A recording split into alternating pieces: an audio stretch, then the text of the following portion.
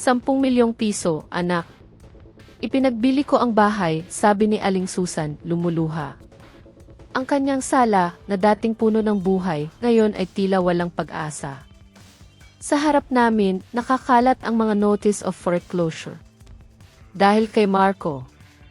Ang anak niya. Ang 5 milyong utang niya sa bangko, dagdag pa sa ninakaw niyang pag-asa ng nanay niya. Noon ko naramdaman hindi lang ako ang biktima. At may kailangan akong gawin.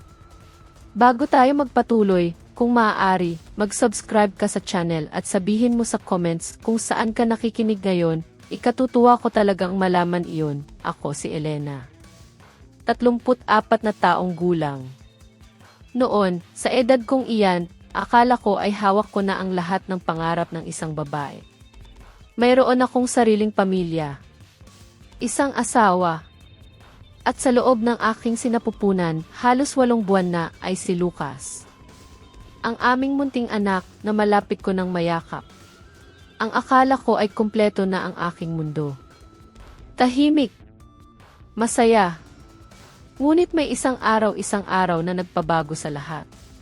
Nakaupo ako sa sala, malaki na ang aking tiyan. Hinihintay ko si Marco, ang aking asawa. Nang dumating siya, nakita ko sa kanyang mukha ang isang bagay na hindi ko maintindihan. Isang bagay na nanlalamig. Tanda ko pa ang bawat salita. Bawat tunog. Elena, sabi niya. Kailangan nating maghiwalay. Hindi ko lubos na naintindihan noon. Ano? Maghihiwalay? Ang lalaking sa harap ng altar ay nangakong mamahalin ako habang buhay, ngayon ay humihingi ng annulment. Walang kurot sa kanyang mukha. Tila ba normal lang ang kanyang sinasabi? Pakiramdam ko, sa sandaling iyon, ang buong mundo ko ay gumuho. Pagkatapos niyang sabihin iyon, dahan-dahan niyang inilabas mula sa kanyang maletin ang isang folder. Kulay abuhin. Inilapag niya iyon sa mesa. Doon ko nakita ang mga nakasulat, petition for annulment. Bakit? Paano? Ang tanong na iyon ay umalinggaw sa aking isip paulit-ulit. Pero ano ang isasagot ko? Wala akong masabi. Nandoon ako, tahimik. Ngunit sa loob ko, libu-libong tinik ang dumurog sa aking puso. Bago ang araw na iyon, may mga alaala ako. Mga alaala ng aming pagmamahala ni Marco. Noong mga unang taon ng aming pagsasama. Tunay na masaya kami. Kung Sabado o Linggo, magkahawak kamay kaming naglalakad sa aming barangay. Nagtatawanan kami sa mga simpleng bagay. Kung minsan, kapag napadpad kami sa isang coffee shop, pareho kami ng gustong inumin. Kape.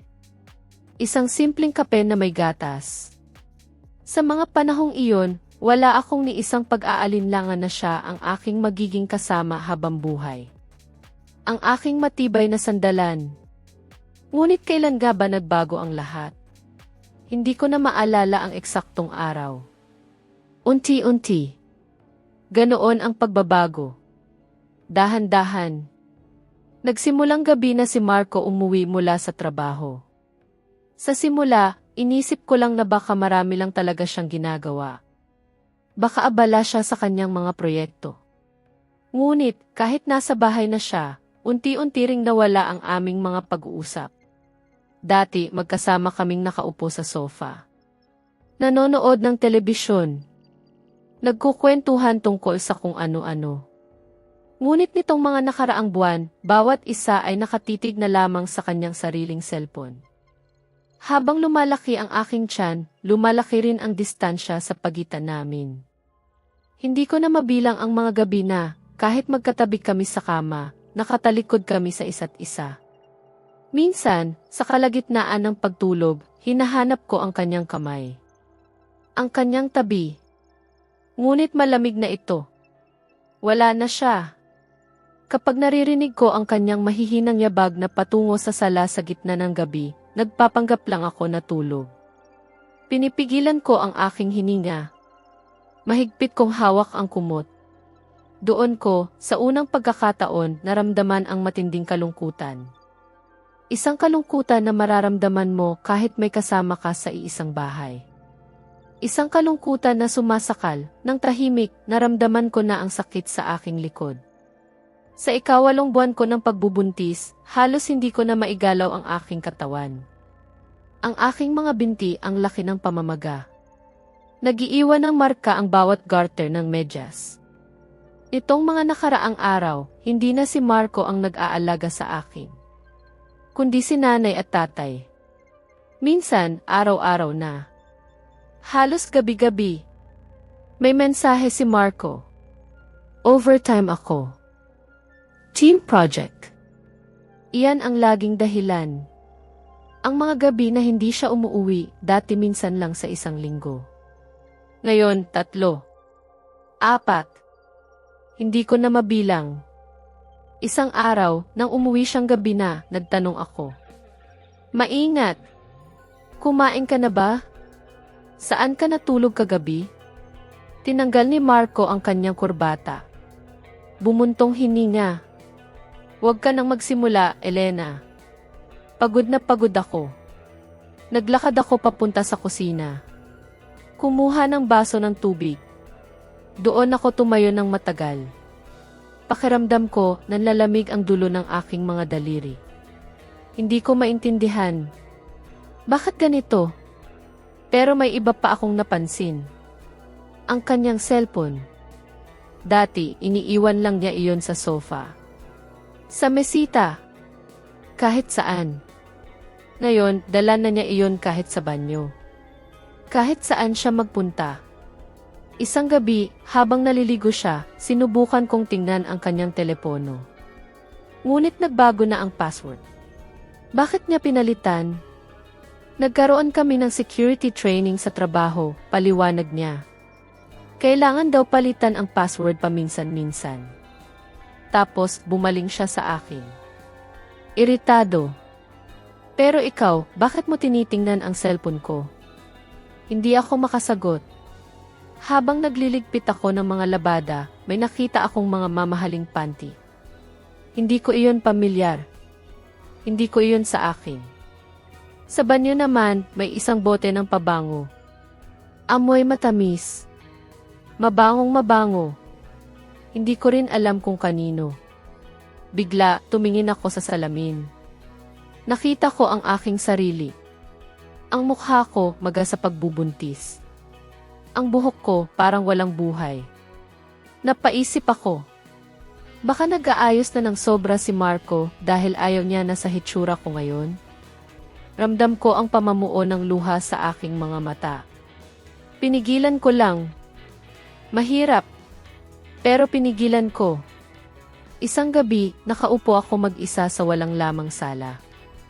Nanonood ng telebisyon. Hindi ko maintindihan ang palabas. Biglang may notification sa aking Instagram. Si Sheila. Ang kaibigan ko mula high school. 20 taon na kaming magkaibigan. May bago siyang post. Isang litrato. 2 magkahawak na kamay. Isang kamay ng lalaki, isang kamay ng babae. May suot silang couple rings. Mga singsing na pareho. Mga kamay lang ang nakikita. Kaya hindi ko alam kung sino ang lalaki. Naalala ko, noong nakaraang taon, hirap na hirap si Sheila matapos makipaghiwalay sa kanyang nobyo. Pero ngayon, mukhang may bago na siya. Masaya ako para sa kanya. Agad ko siyang tinawagan. Sheila, may bago ka bang nobyo? Tanong ko. Elena. May nakilala akong kahanga-hanga, sagot niya. Masaya ang kanyang boses. Pakiramdam ko, magpapakasal na kami agad. Wow, congratulations, sabi ko. Kailangan nating magkita. Ikukwento mo sa akin ang lahat. Ipapakilala mo rin siya. Siyempre. Sige, tingnan natin. Magkikita tayo agad, sagot niya. Ngunit parang nagmamadali siya. Ay, Elena, medyo abala ako ngayon. Tatawagan na lang kita mamaya, ha? Tapos, pinutol niya ang tawag. Kahit maikli ang aming usapan, masaya ako na muli siyang masaya. Pero parang may kakaiba. Sanay akong madaldal si Sheila. Bakit siya nagmamadali? May kakaibang pakiramdam. Pero binaliwala ko lang iyon. Kinabukasan, pag-uwi ko mula sa palengke, may nakita akong statement ng credit card sa mailbox. 50,000 piso sa isang mamahaling maternity wear shop sa isang malaking mall sa Metro Manila. 150,000 piso naman sa isang luxury boutique. Kailan ko binili ang mga ito? Hindi ako gumagastos ng ganoon kalaki. Mahigit 200,000 piso sa isang buwan. Maternity wear, nabasa ko. Paano kung binibigyan ako ni Marco ng sorpresa? Biglang bumalik ang pag-asa. Baka nagigilty siya sa pag-uwi niya ng gabi. Sa distansya namin, baka bumili siya ng regalo para sa akin. Ang pagkabigo na nararamdaman ko ay napalitan ng isang maliit na kislap ng pag-asa. Naramdaman ko ang sipa ni Lucas sa aking tiyan. Hinimas ko ang aking tiyan. Pabulong kong sinabi, mukhang may regalo si tatay para sa atin, anak. Masaya ako nang tinawagan ko si Marco. Mahal, uwi ka ba agad? Gusto kong mag-dinner tayo sa labas. Marami pa akong trabaho, Elena. Hindi ko alam kung anong oras ako matatapos, sagot niya. Huwag mo na akong hintayin. Matulog ka na. Nang gabing iyon, sa walang lamang bahay, muling nanumbalik ang aking kaba. Nakahiga akong mag-isa sa kama. Ang kabilang bahagi ng kama ay malamig at walang tao. Hinimas ko ang aking tiyan. Abala lang si tatay ngayon. Iyon lang. Kapag ipinanganak na si Lucas, siguradong magbabago rin ang lahat. Sa ideyang iyon, nakatulog ako. Sa gitna ng aking mga lihim na pagdududa. Ilang araw ang lumipas. Isang umaga, nang lumabas ako para magtapon ng basura, binuksan ko ang mailbox. Karaniwan, mga advertisement lang ang laman yon. Ngunit ng araw na iyon, may nakita akong isang makapal na sobre. Sa harapan, may nakasulat na malalaking letra, Notice Demand, Utang Eighth Bangko. Biglang kumabog ang aking dibdib. Kumabog ng napakabilis. Sa naramdaman kong panginginig ng aking mga kamay, binuksan ko ang sobre. Sa loob, isang detalyadong listahan. Petsa ng utang. Halaga. Uri ng interest. Kabuang halaga ng kailangan kong bayaran. Ang halaga ng utang ay 5 milyong piso. 3 buwan ng atrasado ang bayad sa interes. Kung hindi raw mababayaran agad, magsisimula na silang magsampa ng legal na aksyon. Sa mismong sandaling iyon, pakiramdam ko, nang hina ang aking mga binti. 5 milyong piso. Kailan kami nagkaroon ng ganoong kalaking utang? Ang isip ko ay nagulo. Hindi ko maintindihan. Bumalik ako sa bahay. Inilatag ko ang mga dokumento sa mesa sa kusina. Tinawagan ko si Marco. Gaya ng inaasahan, hindi niya sinagot. Makalipas ang ilang sandali, nakatanggap ako ng text message mula sa kanya. May meeting ako. Hindi ako makakausap. Gabi na rin ako matatapos sa trabaho, kaya matulog ka na. Nang gabing iyon, hindi ako nakatulog. 5 milyong piso. Ang interes pa lang yon, ilang libong piso na sa isang buwan. Sa sweldo ni Marco, imposible naming mabayaran ang ganoong halaga. Saan kami kukuha? Kinabukasan, dumaan si Nana Elidia para magdala ng pagkain. Pagkakita niya sa aking mukha, napakunot ang kanyang noo. Elena, anak, anong nangyari sa mukha mo? Hindi ka ba nakatulog ng buong gabi? Hindi ko kayang sabihin sa kanya ang tungkol sa utang. Hindi ko kayang bigyan siya ng ganoong pag-aalala. Kasi po, nanay, nitong mga nakaraang araw, wala akong gaanong lakas. Simula nang magbuntis ako, nahihirapan akong matulog. Nagkunwari lang ako. Ngunit sa loob ko, nadurog ako. Pagkaalis ni Nana Elidia, nagkulong ako sa banyo. Doon ako umiyak ng matagal. Pakiramdam ko, napakawalang silbi ko. Napakawalang lakas. Ang lahat ay tinago ko sa aking sarili. Hindi ko kayang ipaalam sa kanila ang aking pinagdadaanan. Minsan, naiisip ko may iba pa kayang nagdadala ng ganitong bigat, nagpapanggap na malakas sa gitna ng pagguho. Kung mayroon man, sana ay hindi sila nag-iisa. Sana ay may makinig sa kanilang kwento ilang araw matapos ang pagdating ng sulat ng utang. Nagulat ako nang makatanggap ng text mula kay Marco. Kakaiba. Bihira siyang mag-text sa akin ng ganoon. Maaga akong uwi ngayon, may importante akong sasabihin. Biglang umasa ang puso ko. Mahina. Ngunit umasa. Baka tungkol sa utang. Baka may solusyon na siya. Baka magtatapat na siya sa akin. Baka magsisimula na kaming magkausap muli. Maghapon kong hinintay si Marco. Nakakakaba. Ipinagdasal ko na sana ay maganda ang kanyang sasabihin. Pagkalipas ng alas 7 ng gabi, bumukas ang pangunahing pinto. Narinig ko ang kanyang mga yabag. Pero hindi lang iisa. Dalawa. Sa likod ni Marco, nakatayo si Sheila. Ang aking matalik na kaibigan. 20 taon na. Kasama niya. Nakapasok siya sa aming bahay na walang pasabi.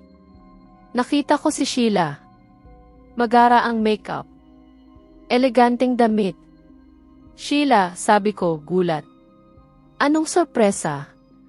Bakit ka narito nang walang pasabi? Binati ko siya ng may ngiti. Ngunit siya, umiti lang. Walang sinabi. Mahal, paano kayo magkasama? Tanong ko kay Marco. Pilit ang aking ngiti. Akala ko, nagkita lang sila ng hindi sinasadya. Ngunit kakaiba ang kanilang mga ekspresyon. Doon ko napansin. Ang tiyan ni Sheila. Sa ilalim ng kanyang eleganteng damit, malaki na. Bilog na. Hindi ko maintindihan. Bakit? Umiwas si Marco ng tingin sa akin. Si Sheila naman, may misteryosong ngiti sa kanyang labi. Sheila, umupo ka, mahinang sabi ni Marco. Naguguluhan ako. Umupo ako sa sofa. Umupo si Marco at si Sheila, magkatabi. Sa loob ng sarili kong sala. Ang aking asawa. Katabi ng aking matalik na kaibigan. Ang eksenang iyon ay napakakakaiba. Hindi ako makapaniwala. Elena, magtatapat ako sa'yo, malalim ang boses ni Marco. Inakala ko tungkol sa utang ang kanyang sasabihin. Ngunit ang lumabas sa kanyang bibig ay lubos na iba. Mahal ko si Sheila. Maghihiwalay tayo. Hindi ko kayang maniwala sa narinig ko. Sa isang iglap, tila huminto ang mundo. Mahal niya si Sheila. Ang aking kaibigan. 20 taon na. Nagpalipat-lipat ang tingin ko kay Marco at kay Sheila. Hindi sila nagbibiro. Anong sinasabi mo, Elena? Sabi ni Sheila, maingat na binabanggit ang pangalan ko. Ang kaibigan kong nakilala ko 20 taon na. Ang kaibigang tumulong sa akin noong araw ng aking kasal. Hinimas niya ng dahan-dahan ang kanyang tiyan. At nagpatuloy. 5 buwan na akong buntis. Anak ni Marco ito. Biglang nawala ng laman ang aking isip. Nagbilang ako. 5 buwan. Kung 5 buwan na siya, ibig sabihin 5 buwan na ang nakakaraan, ako ay nasa unang trimester pa lang. Naghihirap sa paglilihi. Niyayakap ang inidoro. Sa panahong iyon, hindi man lang ako napalo ni Marco sa likod para aliwin. Sila ay magkasama na. Ito ay panaginip. Isang bangungot. Hindi ito totoo. Iyon ang naisip ko. Mahal ko si Marco, patuloy ni Sheila. Hinawakan niya ang kamay ng aking asawa. Pinisil ko ang nanginginig kong mga kamay. Sinusubukan kong iproseso ang sitwasyon. Elena, may nanay at tatay ka. May pamilya ka. Ako, siya lang ang meron. Nagpatuloy si Sheila. Wala akong ibang masandalan.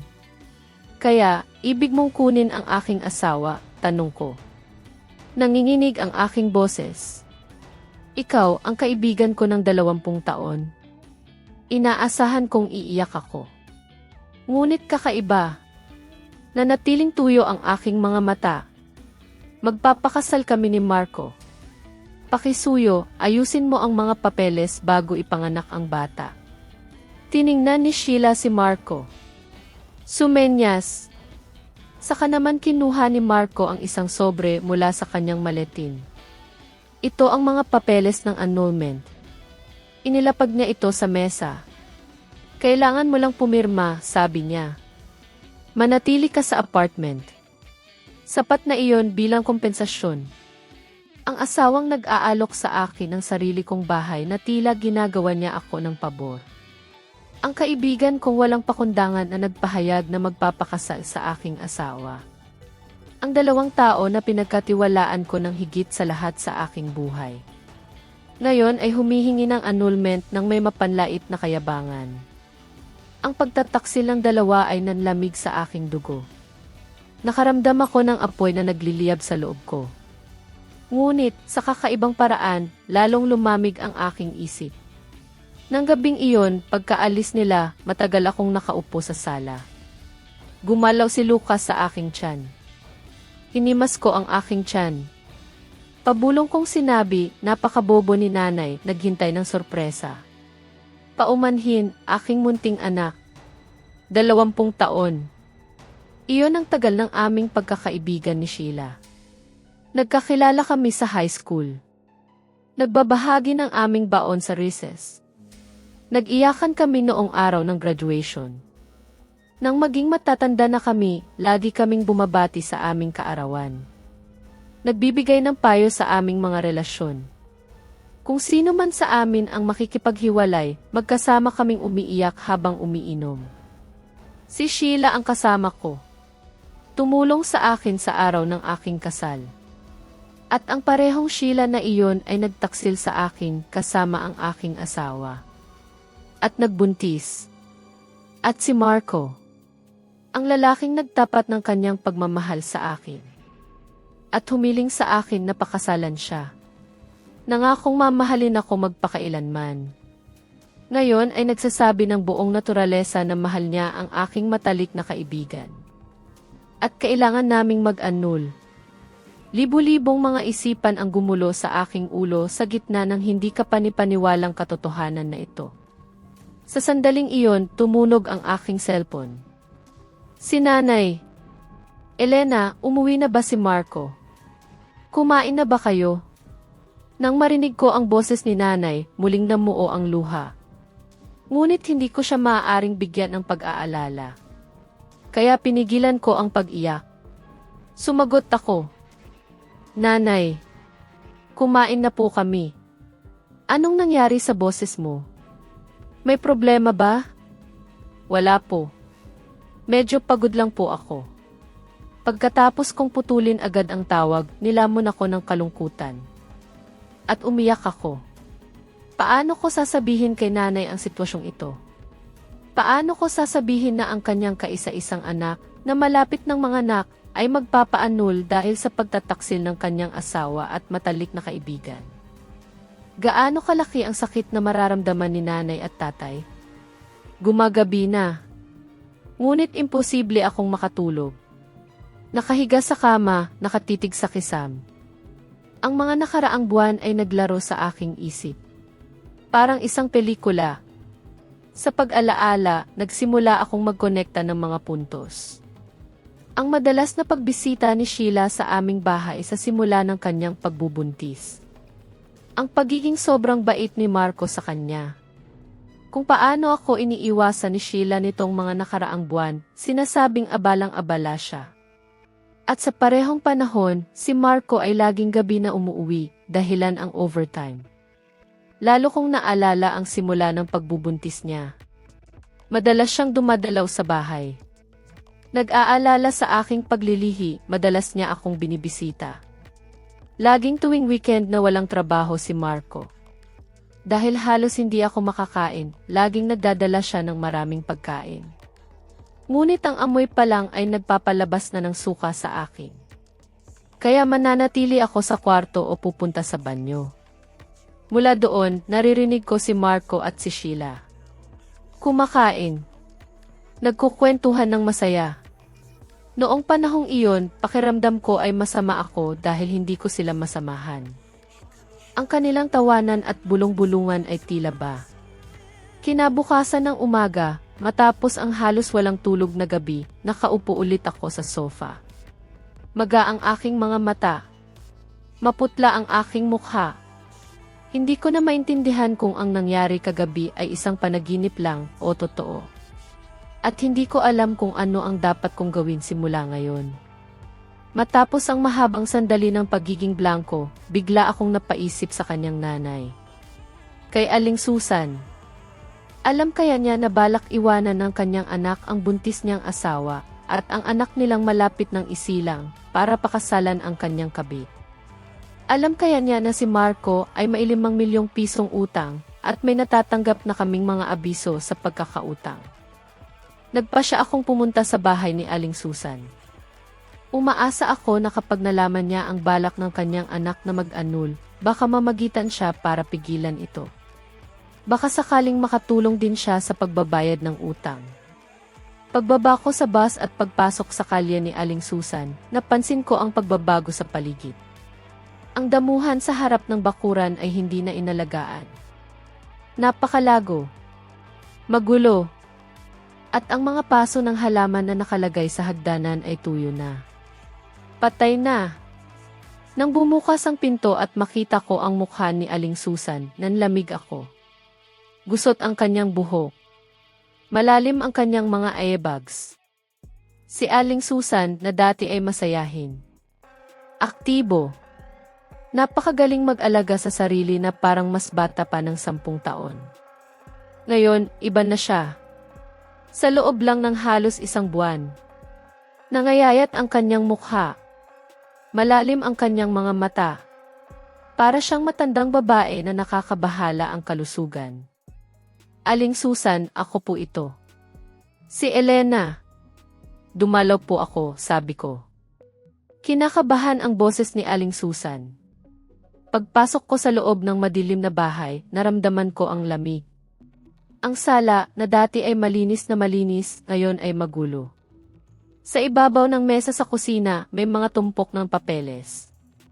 Aling Susan, may problema po ba? Tanong ko. Bumuntong hininga ng malalim si Aling Susan. Bumagsak siya sa sofa. Lumuluha ang kanyang mga mata. Nanginginig ang kanyang boses nang sinabi niya, ang totoo, sinabi ni Marco sa akin na kailangan niya ng pera. Kaya ipinagbili ko ang bahay na ito sa bangko. Ibinigay ko sa kanya ang 10 milyong piso. Sabi niya, doble raw ang balik nito kapag umakyat ang stocks. At pinakiusapan niya ako na huwag sabihin sa iyo. Sa unang mga buwan, nagbayad siya ng interes. Ngunit ngayon hindi na niya ako binabayaran. Hindi na rin niya sinasagot ang aking tawag. 10 milyong piso. Hindi ako makapaniwala. Ipinagbili ang bahay na sa kanya na habang buhay. Kinuha ni Aling Susan ang isa pang dokumento mula sa isang drawer. Ang mga salitang kiproseso ng foreclosure ay agad kong nakita. 3 buwan na akong hindi nakakabayad ng interes. Malapit na nilang kunin ang bahay ko. Sa edad kong ito, mapupunta ako sa kalsada. Nagiba ang boses ni Aling Susan.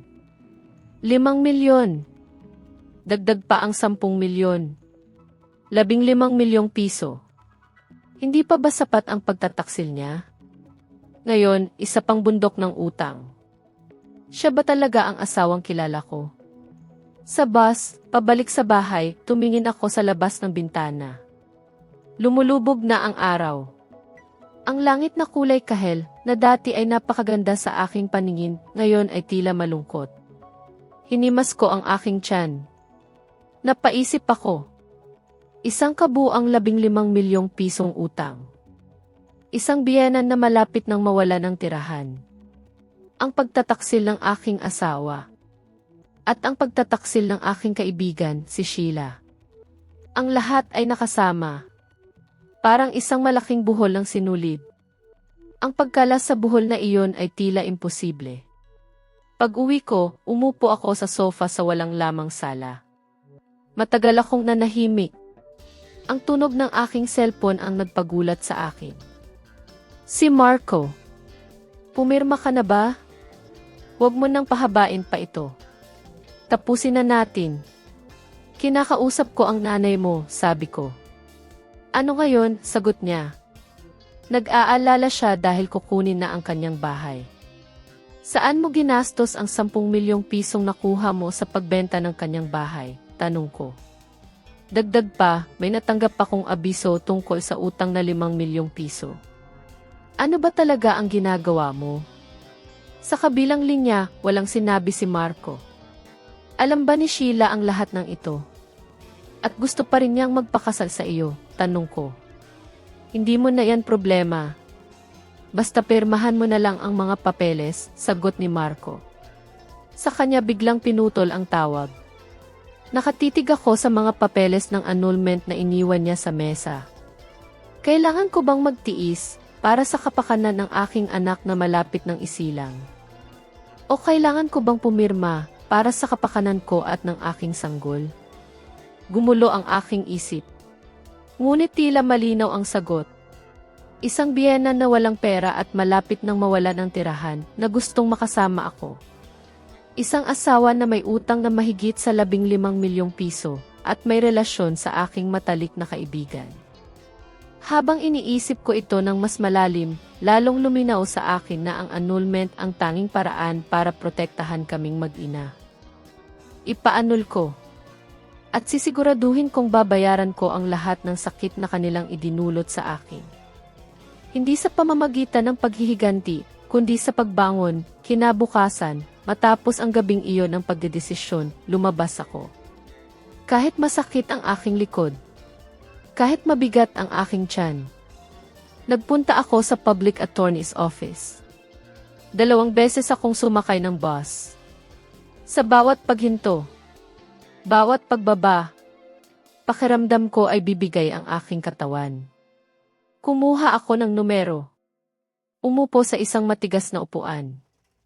Naghintay. Matagal. Nang dumating ang aking turno, umupo ako sa harap ng abogado. Nanginig ang aking boses. Kung sakaling mag-annul po ako, paano ko po makukuha ang child support at custody? Paliwanag ng abogado, ang child support ay itinatatag batay sa kita ng kabilang partido. Tungkol naman sa custody, kadalasan ay iginagawad sa taong direktang nag-aalaga sa bata. Maingat akong nagtala sa aking notebook. Ang bawat salita, bawat detalye. Inalok ni Marco ang bahay. Ngunit hindi iyon sapat. Para mabuhay kaming mag-ina, kailangan ko ng higit pa. Kailangan ko ng seguridad. Pag-uwi ko, binuksan ko ang notebook. Isinaayos ko ang mga karagdagang kondisyon na aking hihilingin. Ang paglipat ng pagmamay-ari ng bahay sa aking pangalan. Ganap. Ang buwanang bayad na 25,000 piso para sa child support. At ang ganap na pagtalikod sa kanyang patria potestad. Ang ibig sabihin, hindi na siya makikipag-ugnayan kay Lucas. Nanginginig ang kamay kong humahawak sa ballpen. Ngunit isinulat ko ang bawat salita. Malinaw. Buong pagpapasya. Ilang araw pagkatapos, nakipagkita ako kay Marco sa isang kalapit na coffee shop. Ang umupo sa harap niya matapos ang matagal na panahon ay nagdulot ng kakaibang pakiramdam. Ang kanyang mukha, na dati ay kinagigiliwan ko, ngayon ay tila estranghero. Ano ang gusto mo? Sinabi ko na sayo na ang bahay. Ano pa ang hinihingi mo? Tanong niya. Walang pakialam. Inilapag ko sa mesa ang papel na aking inihanda. Nagpapasalamat ako sa bahay, Marco. Pero hindi iyon sapat. Gusto ko ng 25,000 pisong child support bawat buwan para kay Lucas. At ganap kang tatalikod sa iyong patria potestad. Hindi ko gustong makipag-ugnayan ka sa kanya. Child support pa? Hindi mo ba nakikita ang dami ng utang ko? Tanong niya. Galit ang kanyang boses. Ikaw ang lumikha ng mga utang na iyan. Walang kasalanan ang bata, sabi ko. Tinitigan ko siya sa mata. Buong pagtitiwala. Nag-alinlangan si Marco. Saka bumuntong hininga. CJ, may pera si Sheila, kaya kapag kinasal kami, babayaran namin ang mga utang. At babayaran ko ang child support. Napangiti ako sa loob ko. Hindi niya alam na si Sheila ay baon din sa utang. Ngunit wala akong sinabi. Hindi ko na kailangang sabihin. Nang gabing iyon, nakatanggap ako ng tawag mula kay Aling Susan. Ang kanyang boses, puno ng lungkot. Elena, anak, sa huli, siya pa rin ang ama ng iyong anak. Kailangan mo ba talagang hingin ang child support at ang pagtalikod sa patria potestad? Hirap na hirap si Marco. Aling Susan, sabi ko. Matigas ang aking boses. Ako rin po ay isang ina na sinusubukan na protektahan ang kanyang anak. Hindi ko po hahayaan na mamana niya ang bundok ng utang. Pero anak ko siya, sabi niya. Aling Susan. Anak niyo siya, sagot ko. Pero hindi na siya ang aking asawa. At hindi na siya ang ama ng aking anak. Pinoprotektahan ko lang po ang bata na malapit ng isilang. Buong tatag kong sinabi. Saka ko ibinaba ang tawag. Dumating ang araw para pirmahan ang mga papeles ng annulment. Dumating si Marco sa bahay para kunin ang kanyang mga huling gamit. Inilagay niya ang kanyang mga damit at sapatos sa isang maleta. Tumayo siya sa pinto. Ginawa ko na ang lahat ng gusto mo, kaya mabuhay ka ng maayos at huwag kang magpakita sa akin, kasama ang bata, na sinasabing kadugo ko siya, o kung ano paman. Hindi ako makapaniwala. Sa anong karapatan niya ako kinakausap ng ganoon? Hindi ako sumagot. Isinara ko lang ang pinto. Tanging nang lumayo ang kanyang mga yabag, doon ko lang nagawang huminga ng malalim. Kinabukasan, mag-isa akong nagpunta sa opisina ng Civil Registry.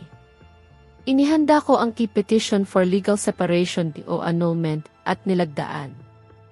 Habang sinusuri ng opisyal ang mga dokumento, tumingin ako sa labas ng bintana. Malinaw ang kalangitan. Kakaiba. Hindi ako umiyak. Paglabas ko ng gusali, may isang karatula ang nakaagaw ng aking pansin. Rehistro ng pamilya. Ngayon, ang pamilya ko ay ako lang. At si Lucas. Iyon ang naisip ko. May namuong bukol sa aking lalamunan. Nang gabing iyon, mag-isa akong nakaupo sa walang lamang mesa sa kusina. Sa lugar kung saan kami dati ay sabay na kumakain. Kinuha ko ang pagkain na inihanda ni nanay. Sinimulan kong kumain. Nanginginig ang aking kamay habang hawak ang mga kubyertos. Habang naghugas ako ng pinggan, nakita ko ang aking singsing sa kasal. Tinanggal ko ito. Inilagay sa ilalim ng drawer. Hindi ko na ito kailangan. Higa ako sa kama. Hinimas ko ang aking tiyan. Gumalaw si Lucas. Ngayon, magsisimula na ulit tayo. Tayong dalawa lang. Ikaw at ako. Pakiramdam ko ay malaya ako. Ngunit kasabay nito, mayroong malaking puwang sa aking puso. Ngunit isang bagay ang sigurado. Hindi na ako lilingon sa nakaraan. Kaya, matapos ang 3 taon ng pag-aasawa, muli akong nag-iisa. O mas tama siguro 2 kami, kasama ang sanggol na nasa loob ko. 2 linggo matapos kong mag-file ng papeles, isang umaga nagising ako. Naramdaman ko ang paghilab sa aking tiyan. Sa simula, hindi ko masyadong pinansin. Narinig ko kasi na normal lang ang Braxton Hicks contractions sa bandang huli ng pagbubuntis. Sinubukan kong matulog ulit. Ngunit lalong lumakas ang sakit. Nararamdaman ko na regular ang pagitan. Tumingin ako sa orasan. 1:00 ng madaling araw.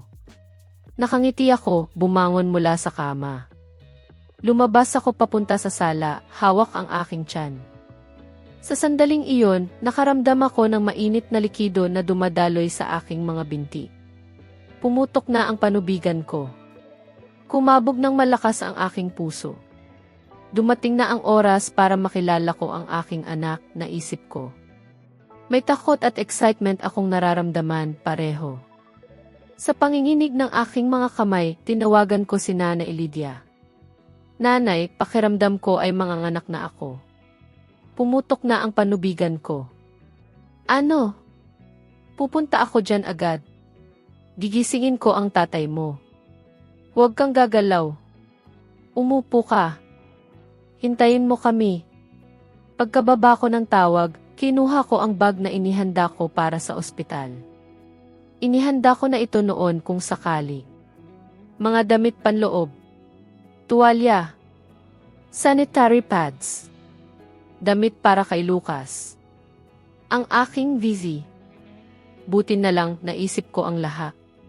Nang buksan ko ang pinto para lumabas, muli akong nakaramdam ng paghilab. Napakasakit.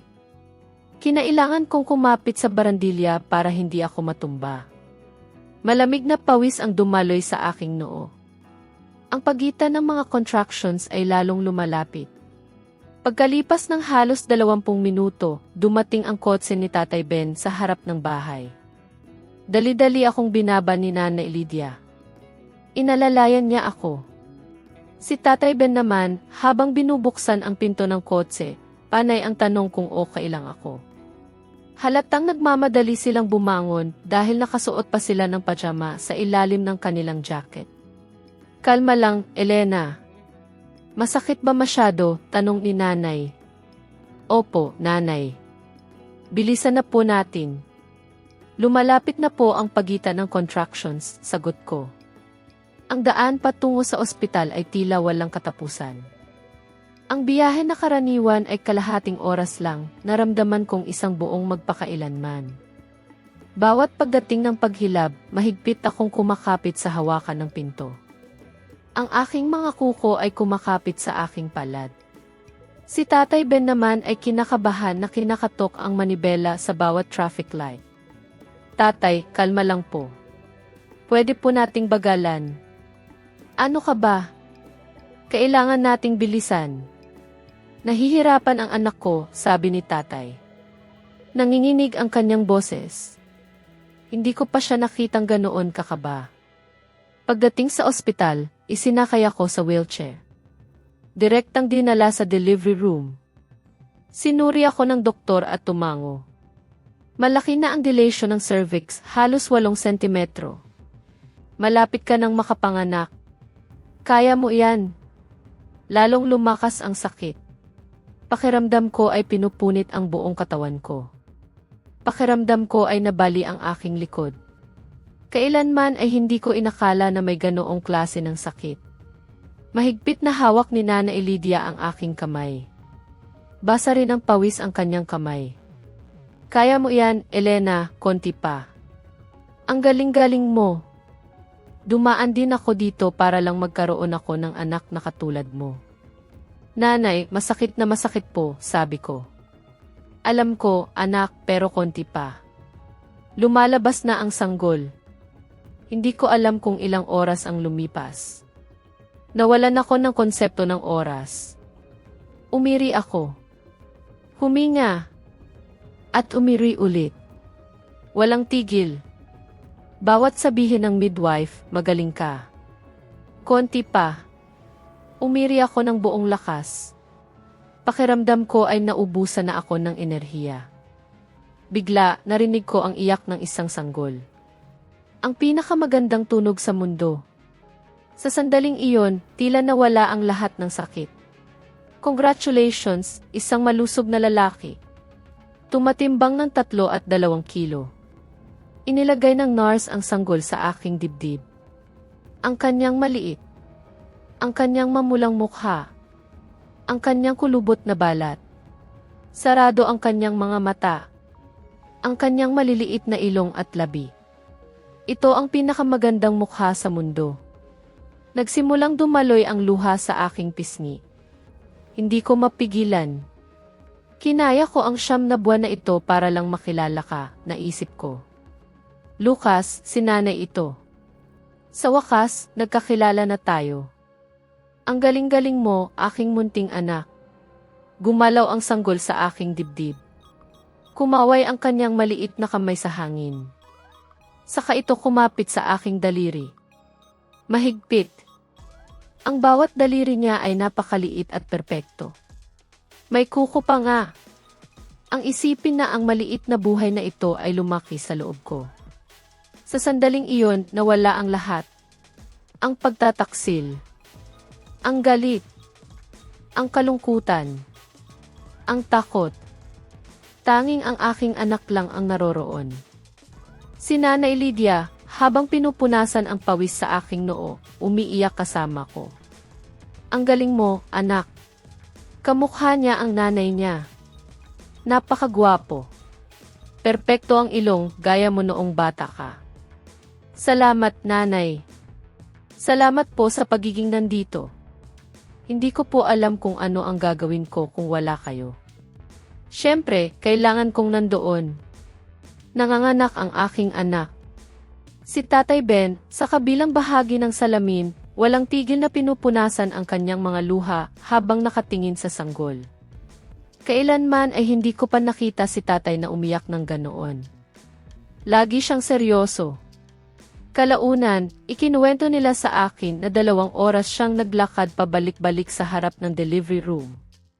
Nang nasa kwarto na ako, hindi ko maihinto ang pagtingin kay Lucas.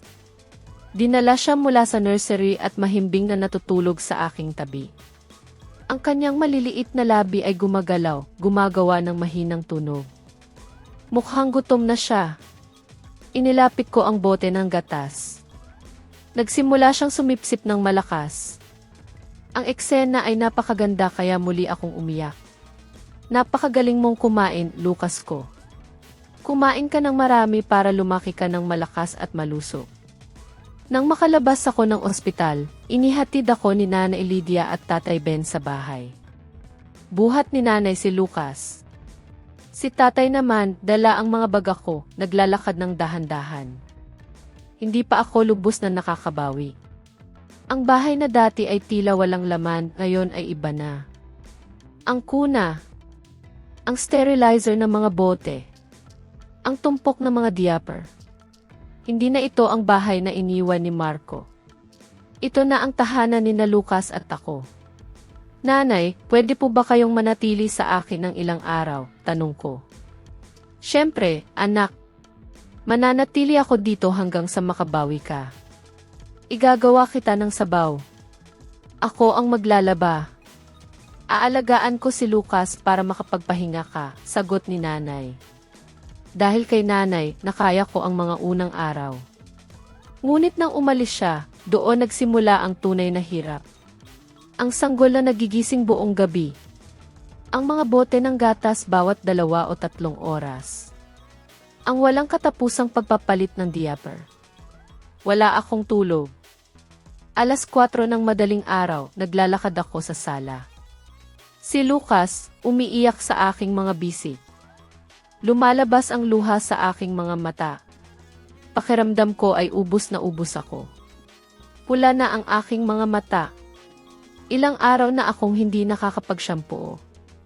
Halos hindi ako kumakain. Hindi ko na nga kayang tumingin sa salamin. Kakayanin ko bang mag-isa ang bata na ito?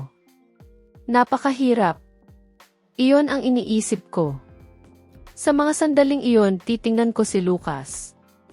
Ang sanggol, pagod sa kakaiyak, natutulog sa aking mga bisig. Walang muwang. Ang makita ang kanyang payapang mukha ay nagbibigay sa akin ng bagong lakas. Kaya ko ito. Para sa batang ito, kaya kong gawin ang lahat. Kapag masarap kumain si Lucas at mahimbing na natutulog, may ngiti sa aking mga labi. Para sa kinabukasan ng batang ito, pakiramdam ko ay kaya kong harapin ang lahat. 1 buwan matapos ang panganganak, dumaan si Nanay Lydia. Habang naghahanda siya ng sabaw, maingat siyang nagtanong, Elena, anak, ano ang plano mo ngayon? Naisip mo na bang bumalik sa trabaho? Tiningnan ko si Lucas. Sumagot ako. Opo, Nanay. Gusto ko pong magbukas ulit ng coffee shop. May karanasan po ako bilang manager noon. Coffee shop. Ikaw lang mag-isa.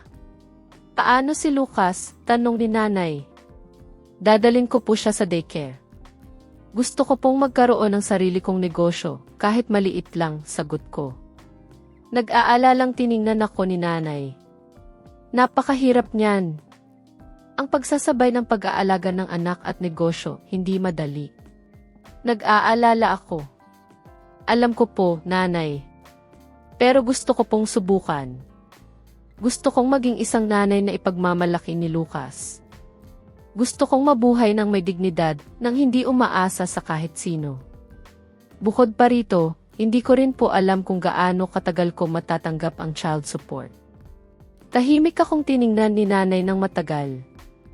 Sa kanya mahigpit na hinawakan ang aking kamay. Ang kanyang kamay mainit. Gawin mo ang gusto mong gawin, anak ko. CJ, ang pwesto sa ibaba ng gusali ng tatay mo magiging bakante sa susunod na buwan. Maaari mo nang simulan ang iyong coffee shop doon. Ang nanay at tatay mo, laging nasa tabi mo, sabi ni Tatay Ben, huwag kang mag-alala. Sa harap ng walang kondisyong pagmamahal ng aking mga magulang, hindi ko napigilan ang pagluha. Salamat, nanay. Mahal ko po kayo. Nang gabing iyon, matapos patulugin si Lucas, kumuha ako ng notebook. Sinimulan kong isulat ang plano ng negosyo ng coffee shop. Ang kinakailangang budget. Ang disenyo ng menu. Ang konsepto ng dekorasyon. Isinulat ko ang lahat. Naalala ko ang lahat ng natutunan ko sa pagtatrabaho sa franchise. Pagpili ng mga butil ng kape. Pagkuha ng espresso. Latte. Pamamahala ng inventaryo. Serbisyo sa customer. Pagsara ng cash register. Ang kinabukasan, na dati ay tila napakadilim, nagsimulang magkaroon ng hugis. Mahaba pa ang daan, ngunit ngayon may direksyon na ako. Nagniningning ang buwan sa labas. Buong buwan. Bumulong si Lucas sa kanyang panaginip. Umupo ako sa tabi ng kanyang kuna. Dahan-dahan kong hinimas ang kanyang pisngi. Ang kanyang balat napakakinis. Lucas, magsisikap ng husto si nanay. Magsasama tayong masaya. Ayos lang kung wala si tatay. Gagawin din ni nanay ang kanyang papel. Pakiramdam ko, umiti si Lucas sa kanyang panaginip. Malamang may magandang panaginip siya. Sa unang pagkakataon simula nang mag-anul ako, nakaramdam ako ng pag-asa para sa kinabukasan. May takot ako. Pero mayroon din akong malaking kaba. Isang bagong simula ang naghihintay sa akin.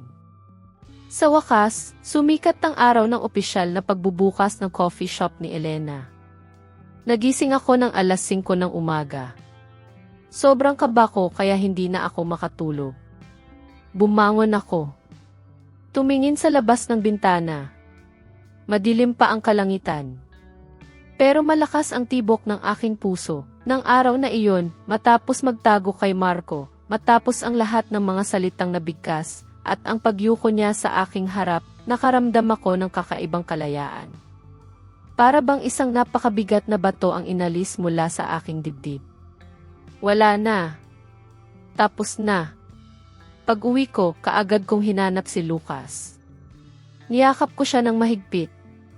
Amoy sanggol pa rin siya. Amoy malinis. Amoy pag-asa. Sa yakap na iyon, pakiramdam ko ay nawala ang lahat ng pagod. Nawala ang lahat ng sakit. Siya ang aking lakas. Siya ang aking dahilan. Simula noon, mas lalo kong naramdaman na nagtatagumpay ako. Ang Lucas Haven, ang aking munting coffee shop, ay mas lalong naging kilala. Ang dating tahimik na lugar, ngayon ay puno na ng ingay ng tao. Ng tawanan. Ng mga kwentuhan. Naging paboritong lugar na ito ng mga nanay. Mayroon akong ginawang espasyo para sa stroller. Mayroon ding baby changing table sa banyo. Nilagyan ko rin ng high chair para sa mga sanggol. Para maging komportable ang lahat. At dahil doon, nagkakalat na ang balita. laging puno ang aking munting pwesto. Si Lucas naman, lumalaki ng napakabilis. Parang kahapon lang, naglalakad pa lang siya. Ngayon, tumatakbo na siya kung saan-saan. Nagsasalita na rin siya ng maayos. May buong pangusap na. Minsan, dinadala ko siya sa shop. Upo siya sa counter. Magpapanggap na customer. Nanay, kape po, sabi niya. Iniimita niya ang mga customer ko. Magtatawanan ang mga tao. Ay, ang cute naman ng little boss, sabi nila. Ngiti lang ako. Ilalagay ko sa harap niya ang isang walang laman na paper cup. Ito po ang kape ninyo, sir. Kukunin niya iyon. Magkukunwari na umiinom. Tapos, itataas ang kanyang hinlalaki. Ang sarap po. Sa mga sandaling iyon, pakiramdam ko ay napakalaki ng aking puso. Nakararamdam ako ng pasasalamat. Ang makita lang si Lucas na lumalaki ng malusog. Sapat na iyon. Higit pa sa sapat. At si David. Ang tahimik na doktor mula sa klinik sa itaas. Ang aming relasyon ay unti-unting lumalim. Dati, pumupunta lang siya para mag-order. Iced Americano, please. Tapos, aalis na. Ngayon, nag-uumpisa na siyang magtanong. Kumusta ang tulog ni Lucas ngayon? Ay, magaling po. Dire-diretso po ang tulog niya kagabi, sagot ko habang inihahanda ang kanyang kape. Mumingiti na siya. Ang dating seryosong mukha niya, ngayon ay may bakas na ng init. Mabuti naman. Kapag nagigising ang mga bata sa gabi, hirap na hirap ang mga nanay. Maikli lang ang aming pag-uusap. Pero ramdam ko ang kanyang pag-aalala. Masarap sa pakiramdam. Naisip ko, mabait siyang tao. Isang gabi, biglang nilagnat si Lucas. Mahigit 39 degrees Celsius. Natakot ako ng sobra. Alas 8 na ng gabi. Hindi ko alam kung saan ako pupunta. Sa panginginig ng aking mga kamay, tinawagan ko siya. Nag-alinlangan ako. Baka nakakaistorbo ako. Pero si Lucas, sobrang sama ng pakiramdam niya. Wala akong ibang pagpipilian. Doktor, pasensya na po sa abala, pero sobrang taas ng lagnat ni Lucas. Ano po ang gagawin ko? Pumunta kayo sa klinik ngayon din, hihintayin ko kayo. Sa kabila ng gabi, binuksan ni si David ang klinik. Sinuri niya si Lucas. Niresetahan ng pampababa ng lagnat. Nilagyan ng cool patch sa noo. Ipinaliwanag niya kung paano panatilihin itong hydrated. Kung hindi bumaba ang lagnat sa madaling araw, huwag mag-atubiling tumawag. Naka-on ang cellphone ko. Ang mga salitang iyon ay nagpakalma sa aking kaba. Paulit-ulit akong nagpasalamat. Doktor, hindi ko po alam kung paano ako magpapasalamat sa inyo. Okay lang. Ang mga nanay ng maliliit na bata ang pinakamahirap. Alam kong mag-isa mo siyang pinalalaki, kaya tumawag ka lang kung kailangan mo. Umiti si David sa unang pagkakataon. Noon ko nakita kung paano nagbago ang kanyang ekspresyon kapag ngumingiti siya. Pag-uwi namin, magdamag akong nagbantay kay Lucas. Sa kabutihang palad, bumaba ang kanyang lagnat sa madaling araw. Sa pagtingin ko sa kanyang natutulog na mukha, nakahinga ako ng maluwag. Kinabukasan, nang dumating si Nana Elidia, ikinuwento ko ang nangyari kagabi. Binuksan ni si David ang klinik sa ganoong oras. Napakabait niya. Tumango si nanay. Mukhang mapagkakatiwalaan ang doktor na iyon. At mahal siya ni Lucas. Hindi na nakakahanap ng ganoong klaseng tao ngayon. Mukhang mabait siyang tao, dagdag ni Tatay Ben. Namula ako. Yumuko. Isang hapon, habang nagliligpit ako matapos magsara. Bumaba si David. Mukhang katatapos lang ng kanyang konsultasyon. Mahirap na araw, ano po, doktor? Gusto niyo po ng kape? Inihanda ko ang isang mainit na kape latte. Inilagay ko sa kanyang harap. Umupo siya sa tabi ng bintana. Ako naman, umupo sa harap niya. Saglit kaming uminom ng kape ng tahimik. Sa labas, nakikita ang mga ilaw ng poste. Isang tahimik at payapang sandali. Si David ang unang nagsalita. Elena. Opo.